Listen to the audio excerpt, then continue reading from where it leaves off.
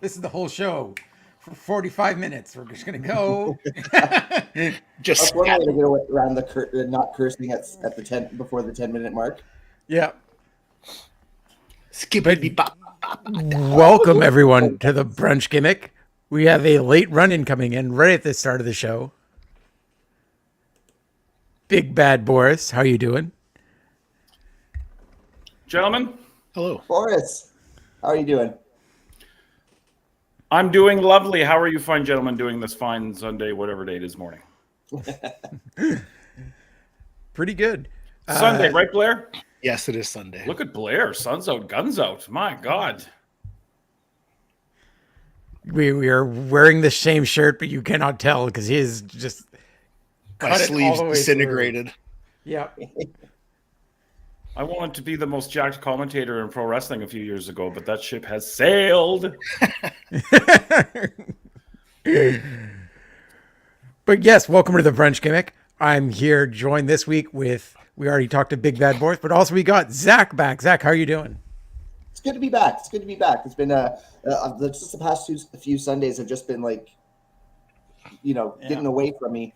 So it's good to be back on the Brunch Gimmick. Thanks for, well, I say thanks as if someone has the power to stop me. But it's good to feel welcome. Hello. And of course, the most jacked man at Love Wrestling. Just, there is no sleeves that can hold him. It's Blair Pacheco. Blair, how are you doing? I'm good. I figured I haven't been here for a while. I should stop by and say hello again and join for a brunch.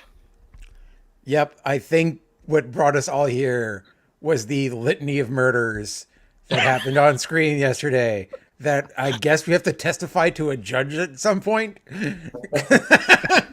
Are we a party to this? Do I have to contact an attorney? John Moxley? This has been weighing on my conscience all morning. Smart Mark is already offering out his services to everyone. But yeah, for those of us who watched All Out, what did you think of the show as a whole? Or your favorite parts? What stands out to you? I did not watch All Out, but did somebody stick a hypodermic needle through somebody else's face? Is this something I'm hearing? Yes. Indeed. I have thoughts about that. I find it AEW likes to borrow rather liberally from the deathmatch community when things seem to fit, and I find that interesting. Like I don't like what's the scuttlebutt on online for people, like the average everyday fan, which we are not because we're very much obsessed with wrestling compared to I think your average fan. Yeah. But what's the average fan saying about the hypodermic needle through the face? Are they like, that's too much, that turns me off, or are they like, yes, give me more of that? There certainly is some discourse being like it is too violent and whatnot, and you go into a spot like that knowing it's going to be polarizing. Like there's no they weren't foolish enough to think it was just going to be universally praised. It was absolutely something that was going to be discussed rather heavily, and rightfully so to some degree. I did kind of take exception to one comment I saw on Twitter saying like kids are watching this. I'm like, no, actually, kids should not be watching this in the first place. No. AEW is established as a mature product.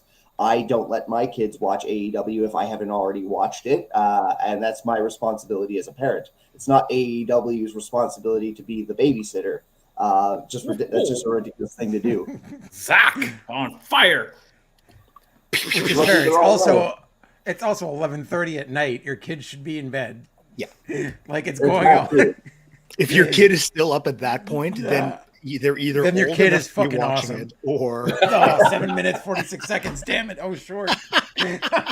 I thought it was going to be me. Yeah. Blair, is it Pacheco or Pachico? I say Pachico, but Okay, because I'm I'll like, take have I been whatever. saying it wrong this whole time and you never corrected me? So I'd never correct anyone. I just let I'm them gonna go. watch that match as soon. I think as soon as we're done here, I'm gonna pop that on and take a look. I don't follow, like, I know the storyline of the burning down the house Talking Heads cover, and I want to watch that match. I'm excited to see. A lot of people are talking about it, so I'm gonna give her a go. Yeah, like I think some of the discourse where people complain that maybe it was too violent. I mean, they did keep it under the whole, like unsanctioned, that sort of thing. So you knew that they were going to be taking it to that next level. It's something that they've always sort of done when it's been that position. So, like with what Zach said, I mean, like if you do have young ones running around, like that's something they've told you this is going to be a spectacle. So maybe your kids shouldn't be. I think a lot of I've seen more, thoughts about the attempted murder of Bryan Danielson. What happened there? I haven't heard. One of the members of the discipline committee, and you're trying to kill him. Yeah. Oh, they're gonna get fined. Oh, Danielson's gonna fine them all. Somebody's gonna go off on Twitter since Danielson's out. Boris, the short of it is the BCC has betrayed Bryan Danielson, and the most jarring image of it was Moxley putting Danielson's head into a plastic bag and suffocating. No, Schlack's been doing that for years. It's old. Yeah, well, it's old ham. I mean, Again, but like it's the mainstream fan does not know that Schlack's been doing that for years. So I think they're kind of Flair and like Funk weirdly did it. weirdly smart in a way to like, let's borrow this thing and just go with it. Yeah, I was gonna say what's his face in GCW who's been doing it. Charles Mason. I think Charles Mason's Mason does not get the credit for being just a amazing creepy heel. I think he's been like flying under the indie radar of character work a lot. I quite enjoy Charles Mason. Yeah, he's been doing that spot for like a year straight. But yeah, it's especially like the first time for like a lot of these mainstream fans have not seen that visual before, who don't watch independent wrestling, and it is like quite jarring. Although the entire crowd, I think, in unison chanting "This is murder," trying to tell Moxley of the laws he's currently breaking. This is assault. Now it's murder. Now it's murder. We'll be announcing our new TV deal imminently. Yeah. It would be funny if AEW Law and Order. if they finally convince Domino's to come back and it's for the death match again. That was amazing. I God love damn that. Choking Danielson with a plastic bag, which I'm sure he's very adamantly against. They should have grabbed a reusable one. What a banner week for Chance. On Wednesday it was "This is arson." Last night it was "This is murder." Or are they lighting people on fire too? They did. They burned down Hangman's. That I saw. Okay. No. Because hasn't Darby Allin been lighting people on fire? Yeah, Darby Allin lit Jack Perry. was Jack Perry on fire with a flamethrower. Yep. Which, fun fact about working at a grocery store with a kosher department, for Passover they give the kosher department rents an actual flamethrower, because for Passover you've got to be extra kosher, like it's kosher for Passover, it's an extra step, and they literally have to burn their ovens and disinfect it, so they actually have to rent an actual flamethrower. Yep. So I actually had to like, I'm like, why is this flamethrower in our backstore right now? Now that's the kind of information that you only get on the Brunch Gimmick on Love Wrestling, because there's not a person in the world besides you that knew that. And now we're all better people for it. Lawrence, you win the internet today. Congratulations. I did it. I finally did it, guys. All those tweets, 25,000 tweets later, I've done it. Oh boy. Well, how But many yes. do I have? What were some of your other, like, the other favorite matches from all that? What stood out to you? I mean, Pac and Osprey, that's very much my jam. I think both those guys absolutely delivered. And, you know, obviously that one's going to get all the praise that it deserves, and rightfully so. But I think not enough will ever be said about the match that Willow Nightingale and Chris Statlander had. Because those two absolutely served it up. They delivered last night. It was fucking fantastic. They had a very unenviable position of being the match that came right after Osprey versus Pac, and they cleared the bar, man. Yeah. Like, that was a lofty bar, and like they followed up that match, and it was just wonderful, great match. Yeah, like I really, really love that match. Like they, like absolutely brutal as hell. Like I like early on, it wasn't even like a weapon spot, but like Willow hit probably the best cannonball I've seen in a while. Like easily, like both like the hit and the sell on it were like absolutely chef's like perfect. Both of them went into it, and the match, like, it makes sense too.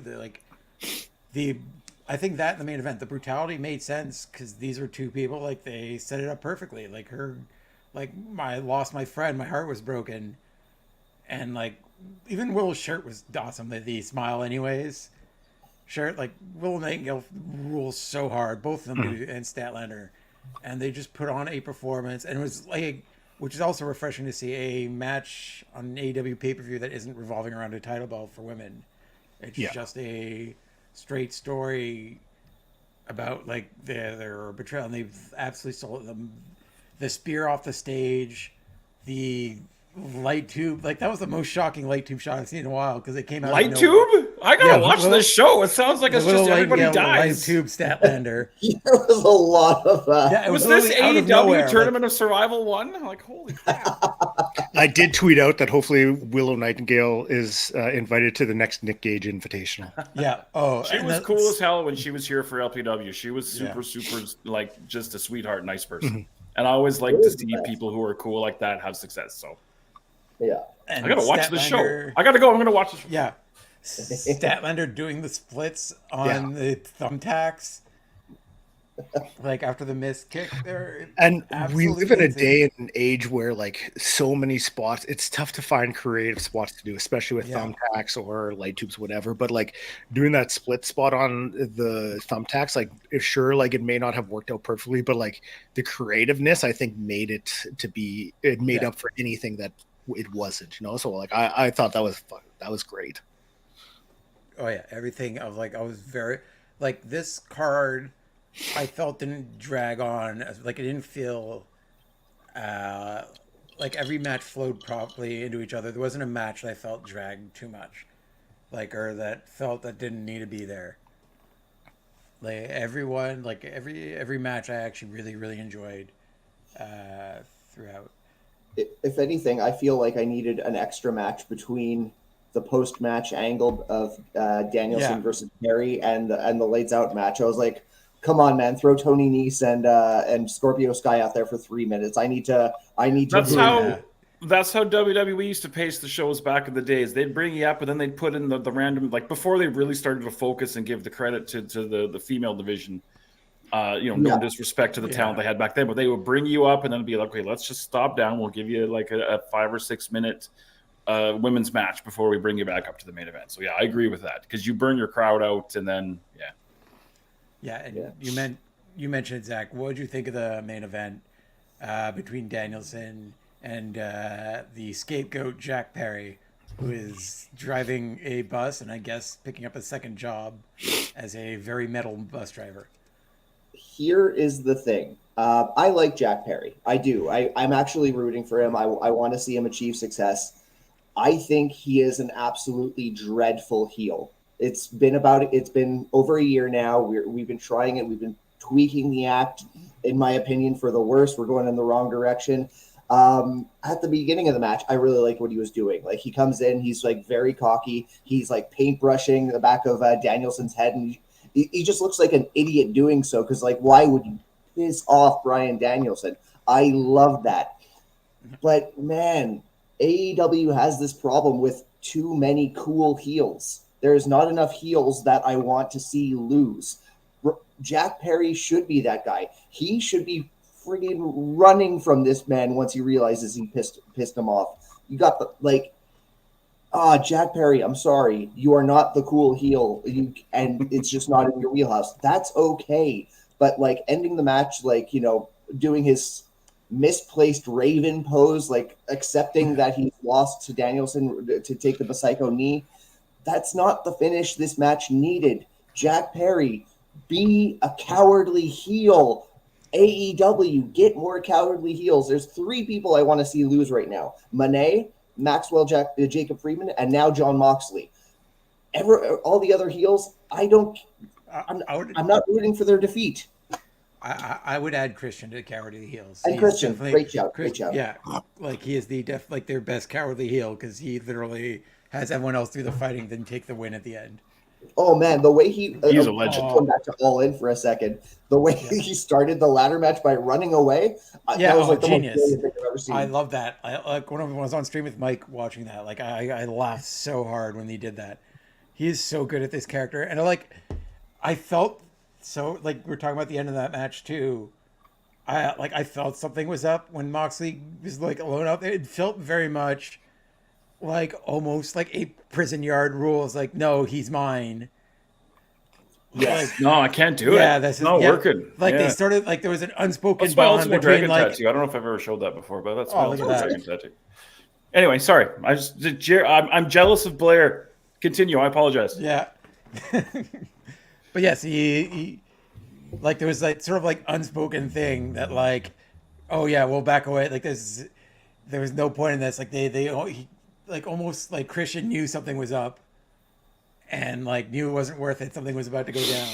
Even that shot somebody put up a shot on Twitter of Willie Yuta watching Mox hug Danielson, and Willie Yuta is not trusting what's going on. Like he felt something was up, and like I found it interesting. I don't know how their trios titles. I know they have the trios titles on them. I don't know how that's going to work out. Coming out of this, I think that there is so much potential storyline wise with what they can do, because you look at with them being the trios champions and how Yuta was just like beside himself, you know, like he was devastated. And I want nothing more than for Pac and Claudio to make him suffer, because, you know, Yuta would never, he respects the championships, the integrity of it. He's not going to give it up. He's not just going to lose on purpose. I want to see like what they're going to do with this. But then you also had when Killswitch showed up and that little interaction between him and Jack Perry. I am not a Killswitch fan. I did not like Jungle Express. Is that what they were called? Jungle Express? Jurassic Express. Jurassic Express. I was not a Jurassic Express fan, but like seeing both those guys in like their newer sort of personas, like fuck, put them as a tag team again and I would be into them. I don't know if it was just like getting away from the childishness of it, but like Killswitch not into. Now with him and Jack, like I could be fully into them as a team, even though I doubt they would ever go in that direction. And like his mask looked very similar to the TNT Championship. Just saying.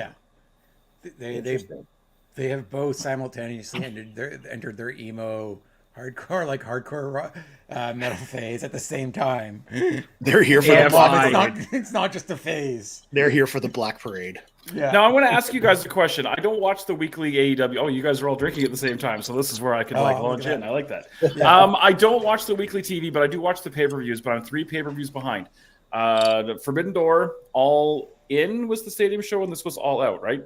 Yeah. Which one was the best? If I'm going to go and watch one of these 3 pay-per-views, because I don't care about watching in order, because I already know kind of what's happening. Which one of the last 3 is the best? Forbidden Door, then All Out, then All In. So Forbidden Door, then the one last night, then the stadium. So the stadium one, really? the least good one, and I'm not saying it's bad, but like they're all good. But on like out of those three, I enjoyed Forbidden Door and All Out more than I did All In. Okay, like, fair I would enough. say All Out is more the spectacle of the whole thing. Like it is more for a grander audience, and All In is more for like the grander audience. All Out in Chicago, like the one that just happened, is more for like these sickos, the hardcore fans, who like know what they're getting. The way I did last So then, year. what's Forbidden Door for? Like the nerds, and I don't mean that like disrespectfully, because I'm a wrestling nerd for sure. Like the New Japan. Yeah. And I put myself in that. I'm not using nerd as like a derogatory term.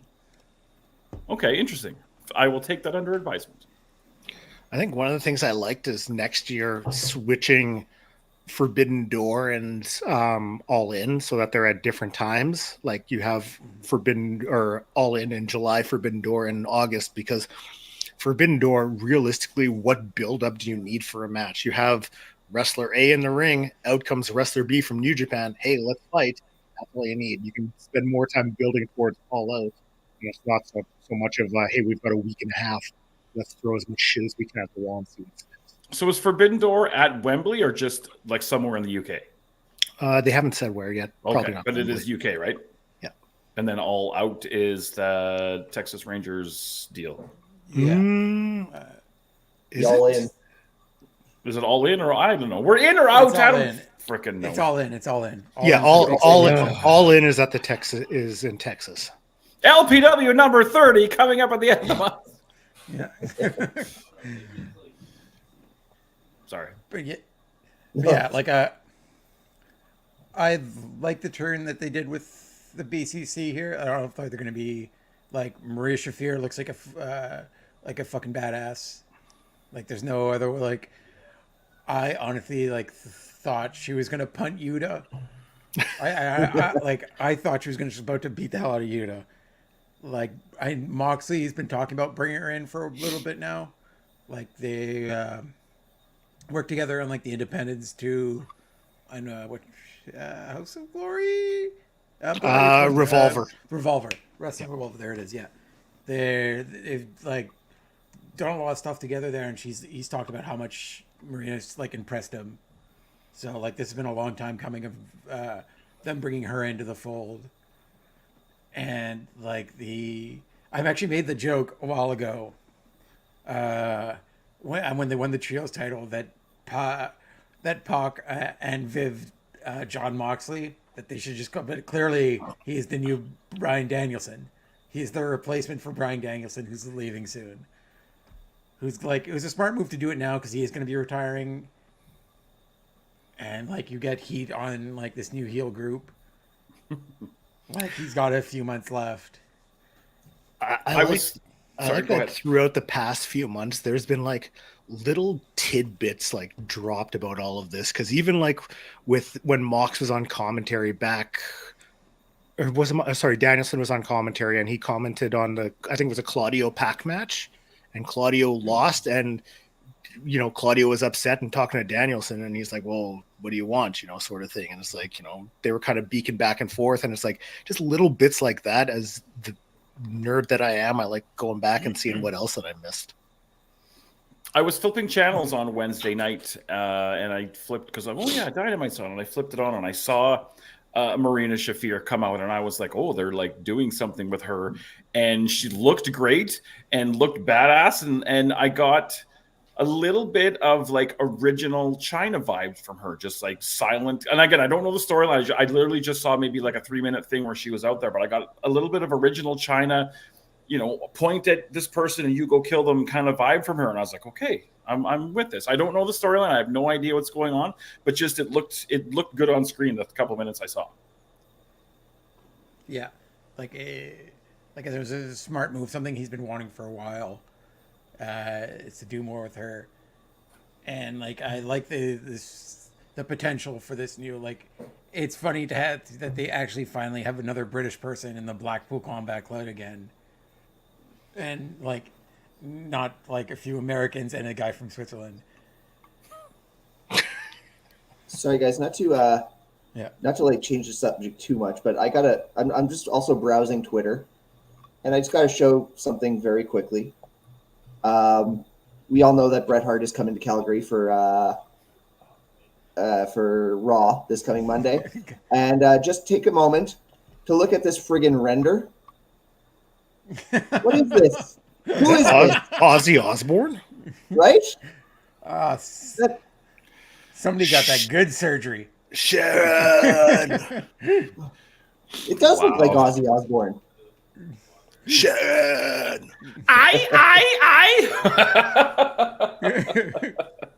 Sorry. Yeah, that's not the best. But you, as a graphic guy, that's like your wheelhouse, and you like pick apart that, and you're like, no, dude, that is all not good.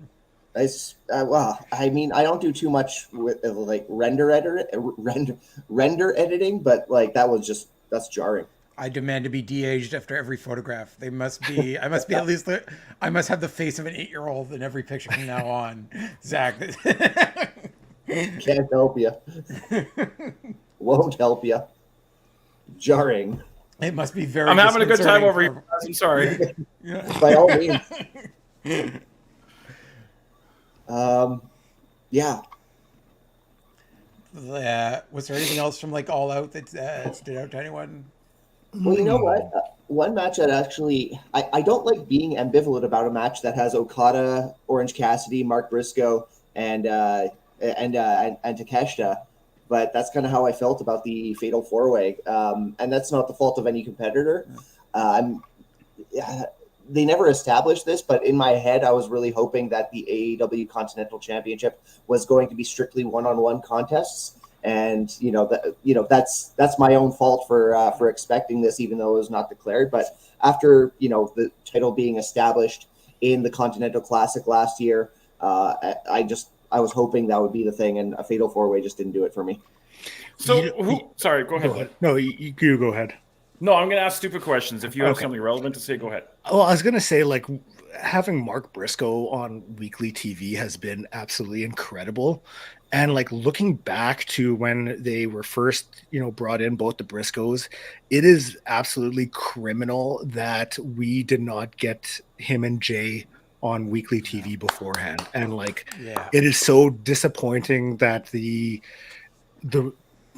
rules were put in place with everything, and like that we never got that, because like the fans have like embraced Mark so wholeheartedly, and like you always want to see him and see him succeed. And it's just something I noticed last night in that match. It was like, man, I wish Jay would have gotten a chance to. Jay Briscoe was one of the best promos, not on the indies, but one of the best promos in wrestling. He brought, and I've said this before, back when he was, and this sounds so bad, but back when he was still with us, I said, when he had a promo for a pay-per-view match, I legit believed that he wanted to whip that guy's ass and tear him apart. Jay Briscoe, amazing in the ring. The promos were fantastic. That one really hit hard when that happened. Anyway, I don't want to go off on the side. Who's the Continental Champion? Okada. Which is the one that MJF has? None of them. He had. Didn't he have the title that he made a like American-y thing? I have so many belts I can't keep the shit. Yeah, the international title. Yeah. I think. Does he still have that? No, he lost. So who has that now? Ospreay. Is it still all American-y? No, It's back to the international title. Which title is more important, or are they both just secondary bullshit titles? I feel like in the placement, it would be the World Championship, then international. Yeah. Okay. And then I feel like Continental and TNT are like A, B. Yeah. So here's And the like question. Continental also got like the tournament stipulation once a year. So Should I start watching AEW weekly? I'll be right back. that sounded like a did. That was like a no. Was it something I said?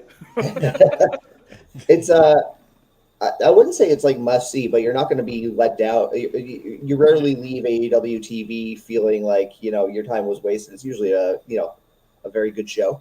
Because I watched ROH religiously, just because I was an ROH person since they started, and then I realized I was watching it, and I'm like, this isn't really doing anything for me. So I took ROH. I only have so much time. I have a life and kids and stuff. So I took out ROH and I put in Impact. And I've really been enjoying Impact. It's an easy 2 hours every week, and I enjoy it.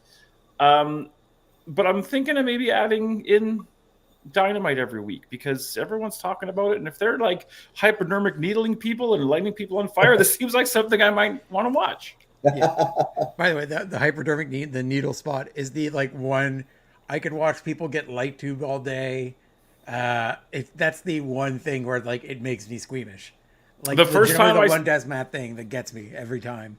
Now, did they do the one? Did he have liquid in it and then put it through and then squirt the liquid out? Because I've seen that on the. It was actually worse than that because he couldn't get it all the way through his cheek. He was like, it got like half.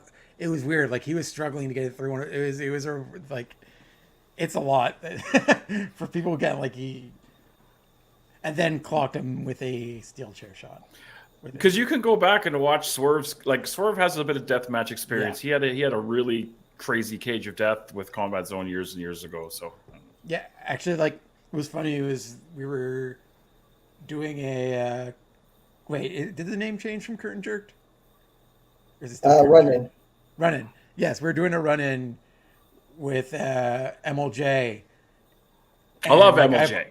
Yeah, it was literally an hour before I did that. I was watching the Wrestlers docuseries, which if you haven't seen is like very good. Like he ghosted like there's an episode like at the time it was like right before I think it was shot in like 2017 2018, but they shoot a few episodes at CZW and like MLJ's there in a suit, which was weird to see MLJ in a suit. Yeah, I remember old MLJ in the suit at the announce table for sure. Yeah.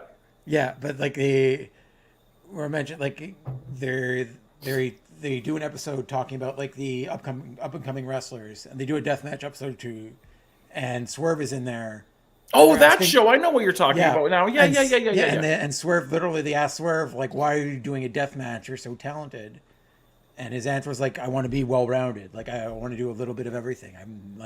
I've got to show that I've got like a full gambit."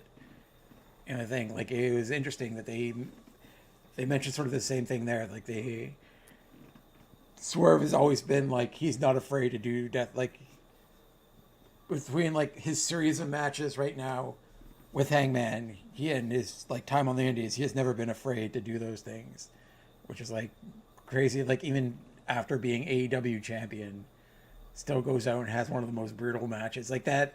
There's also a cinder block spot in there. Which, I saw that and I was like, oh, the Hangman, like the Hangman and then showing of the back right afterwards. Just, like it's all pain we can understand of like scraping yourself on cement. It's just like insane. Because like I get nervous in LPW matches when my friends do dumb shit. Like it's a little bit disassociating when you watch. You know, I've never met Swerve. He's a guy on TV, but like when I see Mars decide to smack his head on the floor, I'm like, dude, why? Like I was very relieved to hear Mars was okay after that scary spot. Didn't miss a beat. He's like, yeah, whatever, let's go. Yeah. Well, on the subject of death matches, we're gonna have a little bit more of a light-spirited match to watch along for this episode of the Brunch Gimmick. We are going to the West Edmonton Mall for the West Edmonton Brawl. We got the Vörös Twins taking on Bayrak Irani and Shukat Barshabaz. Before you do this, can I just do one thing? Yeah. Just give me. I legally. This is legal stuff. I have to do this. Legally, you have to look at that. It's Canadian law. It's not my fault. But everybody has to look at that. It has to be done. Now we can move on. Totally respect that. Thank you for sharing the cheeky baby. I almost. No, I'm not going to say it in case I do it. Never mind. I'll tell you off the air what I almost did and what I might do. You left us with so much suspense there. In case I do it, I'm not going to say it. Hold on. An ad started playing once I hit play. Got to pay the bills. Yeah, well, when this video game starts paying our bills, then I can have them on the Brunch Gimmick. I mean, granted, they're not fans of them anyone, but they're not big fans. God. We got Boris in surround sound. I'm sorry. I apologize for that. Oh, sorry. Now, Boris, I heard there was some unfortunate commentary issues, and you did this in post. Yeah, I did the whole show, but I guess like we didn't have our regular tech guys there. Like I know a little bit about how to set the stuff up, but I'm not a tech guy. I put the headset on and I do the thing, but I guess the audio was so overmodulated that it was unusable. So I ended up redoing the show in my living room. And we were watching it with my girlfriend, and her daughter was over with her boyfriend, and we were watching it, and she's like, "Well, it sounds like you're there," and I'm like, "That's the greatest comment or the greatest compliment that I could receive." And I ended up having to go back and do it again, but it's all good. It happens sometimes. Oh, absolutely. Not and I think that's remarkable. Like you shared, it's not always easy to sound like you're in the space, like doing it in post and like ADR commentary. Like this, it sounds great, and you sound like very present. And sometimes it's better because when I'm called like this for this show, like I don't, especially when the cameras separate and they pair off, I don't necessarily know what the audience is seeing. So I could be right now calling what's going on with BLAIR at Garani, and I sound like a dummy. So we're going back in post now. I can kind of call what the people watching are seeing. Look at Ben Omen, what a legend. I have the staff only sign right over behind there. I stole that shit. Hang on, can we see it? Can I move my right there? Staff only. I took that bad boy right off the wall. Nice. God, this visual is so cool. Mm-hmm. It was awesome. I actually have to give First Wrestling. I was kind of pissed because they did another Mall of America show. I think it was last night. You betcha. And I saw some pictures of it on social media, and I was kind of like, "Oh, you guys' stuff looks good." I almost got competitive with them. I'm like, "Oh, your guys' stuff looks good. We got to do another one now." And I would do them.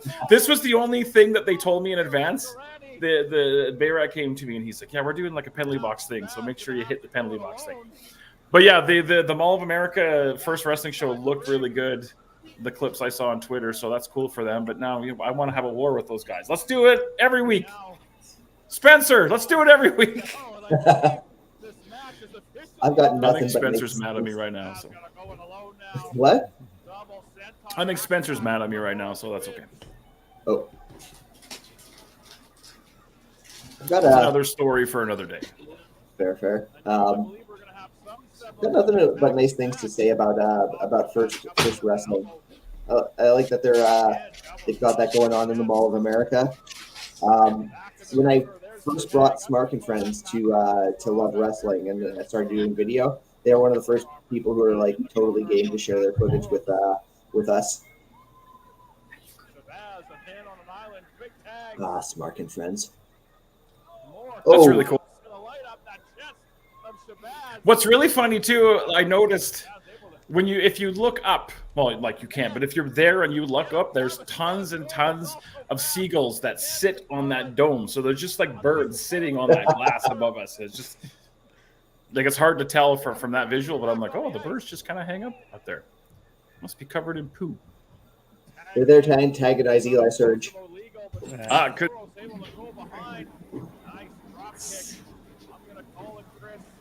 Probably wrong. Probably wrong. Yeah, I don't know which Vörös is which Vörös, so I just make it a gimmick that I don't know who it is because I don't want to be disrespectful and call the wrong one. Sure. Originally, Stu Garvey sat in and called a couple of matches with me live. We didn't do it after in post because we need to get it done real quick, so I just whipped it out really quick at home. That sounded bad, sorry. But he said he could tell the difference. And I don't know how, but Stuart Garvey is the Vörös whisperer because he's like, I know which one's which. Canadian Goose, morning fellas. I heard that AEW's Excalibur's there's some different rando under the mask live in the arenas, and the actual dude just Skypes his voiceover from his living room. I'm going to do that. You're amazing. Good to see you. Thanks to everyone who's tuning in, whether you're catching us live or on demand. Be sure to hit that like. And if you haven't already, please hit subscribe while you're here on the YouTube Gimmick.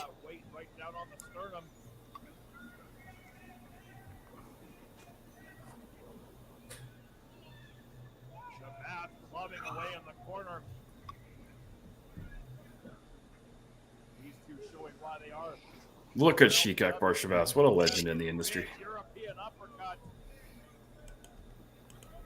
You know, him and Bayrat Away from his brother. are like rising in my own personal ranks of like favorite tag teams right now. They are just gelling so well. Right back into his corner. A little bit of taunt. I want to talk about Bayrat, but I don't want to like go to inside baseball. I hate that term though, but he's kind of adjusted his work a little bit.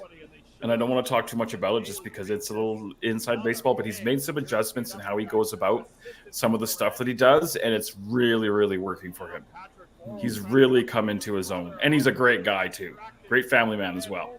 But yeah, I like them. And it's funny because they bust each other's balls like behind the scenes as friends, just constantly just talk shit about each other behind the scenes and bust balls. But there's like definitely like a genuine friendship there. It's really cool. That's awesome. And I bet that if we had them both here, they would argue over who the better Call of Duty player is.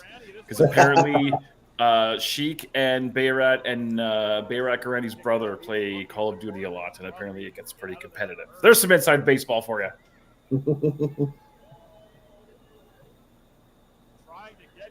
Also, always love seeing the Vörös Twins.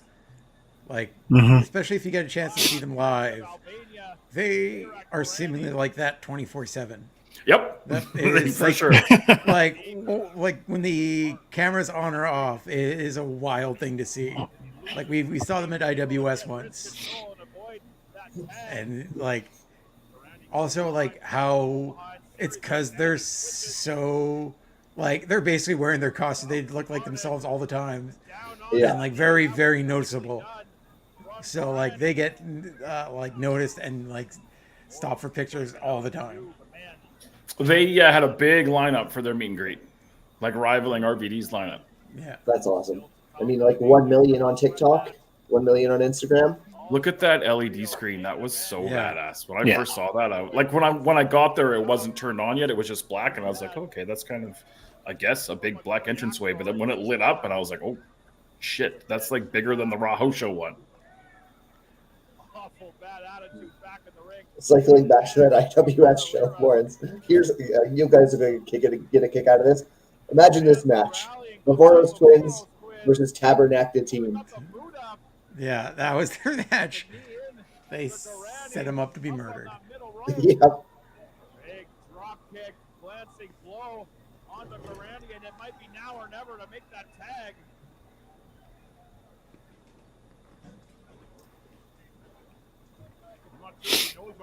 I love the extra sell for the hot tag. The guy on the apron waiting for that tag. The more he sells how much he wants it, the hotter it is when he gets it. I'm gonna say it's Patrick. No idea if it's Patrick. Yeah. Up on the top. Takes out both members of Para Lira. Joke's on you. It's a third Vörös Twin you haven't heard of. Damn it! They just subbed out Steven. Finally get it. It's Steven Vörös. Away from Shabazz for too long. Ben's got to get one of these guys out of the ring. The Vörös Twins turn into the Dudleys. Yeah. Big Dick Vörös. Ah, it's Dances with Vörös. Oh, here's Vörös.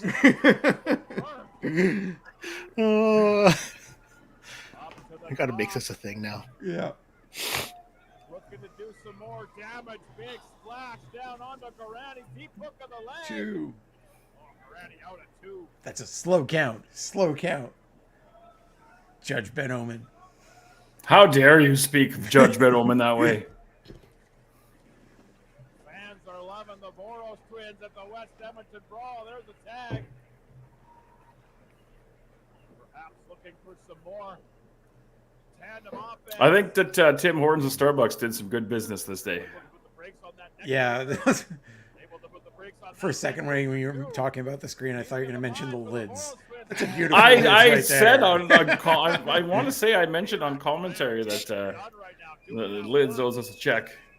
Are you guys Mallrats fans at all? Yes. Kevin Smith Mallrats fans? I don't think I've ever seen Mallrats. I've Okay. seen the other ones. Because If I did used the see term Mallrats, it was years because ago. there was one match where I used the term monument. Oh, there you go. I used the term monument to consumerism in one of the matches, and I was like, that's a Oh no, Boo. Zach commercial. Zach commercial. I have an I assure you we're open tin sign right up here that you can't see. So respect.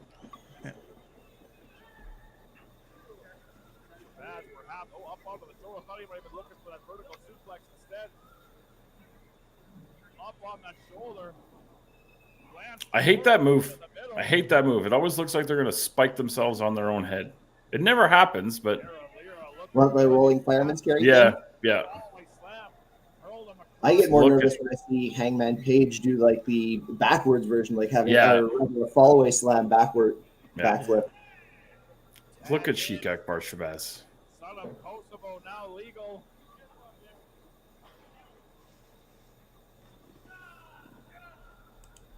Interlocking the fingers. And it looks like Oh. might be going for a bit of a walk here. Gorani gonna go for a bit of a walk. Part of it firing in shots. Getting it out of the grip of Gorani. The Twisted Steel section of Morrowsville. Solid work, Mr. Goose, the Thursday Night Delight. Now going to concentrate all their efforts. Into the double cutter. That's cool. I don't know if you guys already spotted this while I was stepping out for a moment, but Dara's comment just popped me. Yeah. Patrick, get Da Vinci. Shoved the twin onto his brother to break up that pin. Smart move. You got to give the devil his due. There's the tag. Shabazz That big giant sign in the background there. I don't know who owns that. That big giant RVD sign. I don't know what happened to that, but I want it. It probably wouldn't. It'd probably fill my Yeah. whole wall back here, but I want it. Assisted spine buster. Shoulders down. Oh, out at 2. You gotta be stealthy and grab it before it's too late. That did some damage. I'm not gonna name names, but when Lawrence and I left Slammiversary, I saw a local comedian, great dude, just blatantly stealing the Slammiversary canvas signage. Oh, really? I almost, when AEW was here for Dynamite a little while ago, they did the ROH taping and they put those ROH logo things over the guardrails. And I almost, I don't want to get arrested or go to prison, but I almost slipped one of, because I was right against the guardrail. I almost slipped one of those off there and threw it. But I'm like, no, I don't want to be that guy. Just, I don't know. ROH still means something to me, even though it's not what it was. Yeah, no, I know what you mean. Chris Boros on the Oh, top. I know Da I'm Vinci wrong, code. but that was all right Oh. for the Boros God, twins. such a Sits cool on finisher. backsplash, hooking the leg. Oh, Morandi made the save just in time. Just in time. This one might have been over.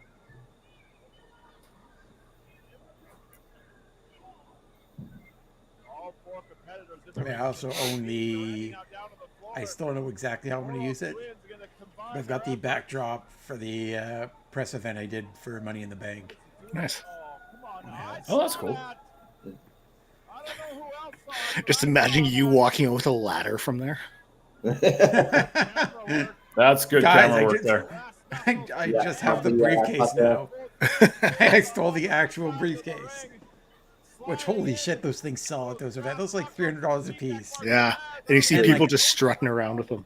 Oh, like I was at the bus station or the train station on the Monday Oh. morning, and I like just there I counted at least 4 or 5. One of the Vörös twins. I mean, this is not fair. It's Also one of the sickest finishers. Yeah. With the best name. Randy up on that top What's that rope. shot Para before that? Lira looking for some murder. It's literally called murder. They told me our finisher's called murder. I'm like, okay, it's called murder. Para Lira get the win. And murder was the case that they gave him. Oh, why didn't I come up with that? Damn it, you Blair Pacheco. You can't have bigger shoulders than me and better lines than me, because then what am I here for? Oh, We're heading Ugh, damn it, I can't. Screw you, man. Great match between the Vörös twins and Para Lira. And that shot with the bleachers in the background, like that's a great shot.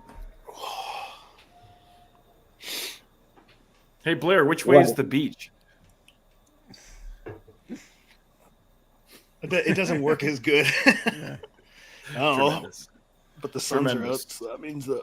Yeah. Oh, Awesome. little peck pop for you there too. I just have titties. As do I, and they're spectacular.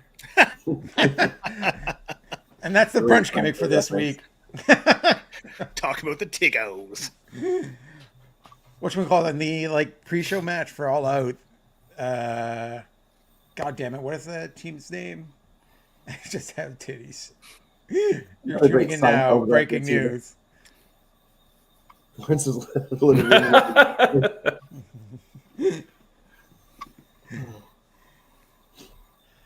But yes, gentlemen, that was wonderful. Great match. Mm-hmm. yeah, great time. LPW 30 coming up. Yeah, that whole day was awesome. I hope we get to do it again at some point. Yeah. I'm hyped for LPW 30 already. Only 3 Yeah, matches congrats. been announced. Yeah.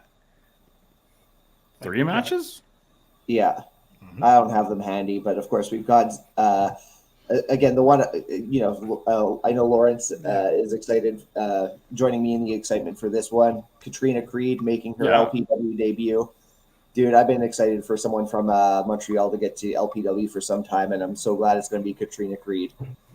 Yeah, legitimately one of the especially the last few months, but the last year in total has been so busy. Yeah. Going to the States, going all around the East Coast of Canada, now coming out west. Somebody who's been putting in the work and improving, who was a dominant IWS women's champion. I'm very excited to see what they're going to do in LPW. Mhm. You get one of the best from Quebec facing off one of the best from Alberta, and this is the stuff that independent wrestling fans or wrestling fans in general, that's the kind of stuff you get hyped on when you can see two incredibly talented wrestlers go at it. That I think it's their first time facing off against each other. I could be mistaken, but I think it's their first time, and that's the kind of stuff that that gets me amped up. Yeah. We lost Zach. Yeah, Zach left. Goodbye, Zach. He had a good run. Yeah. We never saw him again. And we have the main disappeared. event, Last Man Standing. What's the other match announced? Am I missing something? Do I not know? Rich King versus Lumberjack Larry. Oh, that's right. I know what we're doing. I forgot about that great promo from TY that helped set that up. That whole match, they did a really good job of setting all that up. Really, really impressed. It was fun for me to pick up on the nuances and help expand that. Yeah, this show's shaping up already. And Your homework for the LPW preview show is to know all the matches, and I promise nothing. well, Oh, there it is. Zach's power went out. Oh, it was Jack Perry. Yeah, it was 100% Jack Perry. He tweeted out that he was burying Jack Perry. Jack attacked Zach. Is this the real power out match? Out match. Now he has to, when the power comes back, he has to have a death match. Those are the legal rules. Yeah. Hope you like hypodermic needles, buddy.